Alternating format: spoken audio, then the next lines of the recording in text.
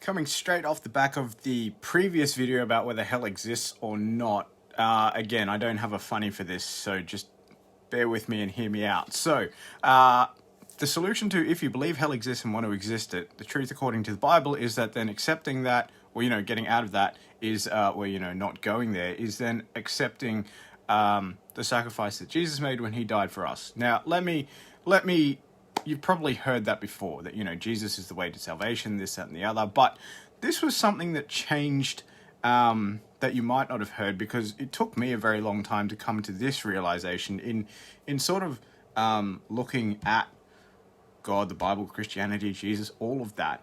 It changed, I don't know when exactly it changed, but there was a number of things that changed it. And basically it came down to this. It came down to, it seems that at least I and a lot of other people seem to think that God is angry at everybody, and God is just up in heaven waiting to smite us for all the things that we've done wrong.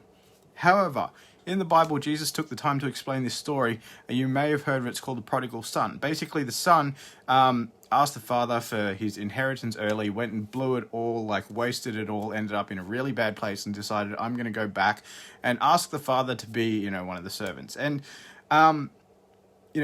that he did that, but the father actually welcomed him with loving arms and saw him from a long way off and got up and ran to him and, joyfully embraced him and you're back. That's exactly the picture of when we as people who need God and need to come back to God and avoid hell, among other things, come back to God. It's loving Father to the point where the New Testament, Jesus was the first person, as far as I've been told and far as I've read and far as I remember, in the Bible to refer to God as Father. Now, if you think about how a father loves a child, when a child does something wrong, or has been doing something wrong, or if you have older children and they've, grown up, left, and, not necessarily doing that great, when they come back, when they are humbly wanting to accept help, of course you're going to happily give it to them, right? You want to love them. You want to have a relationship with them again. Exactly the same thing. That's at a really high level, because these videos are really, really short. I only have a very short time to do them in. If you want to talk about that further, because I've just packed years worth of trying to come to grips with this and understand this in my head, and a whole bunch of life experience that applies with it, including making a bunch of my own mistakes, which I still make sometimes.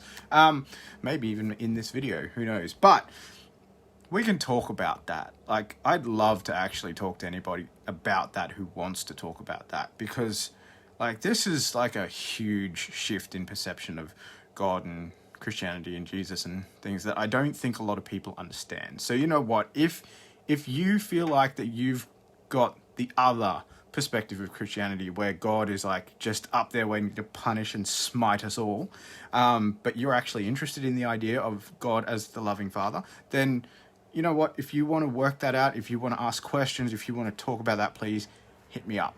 And that's a takeaway. If you've got that shift in perspective or want to make that shift in perspective, hit me up, because I think it's something that not enough people talk about and that we can talk about if you're interested.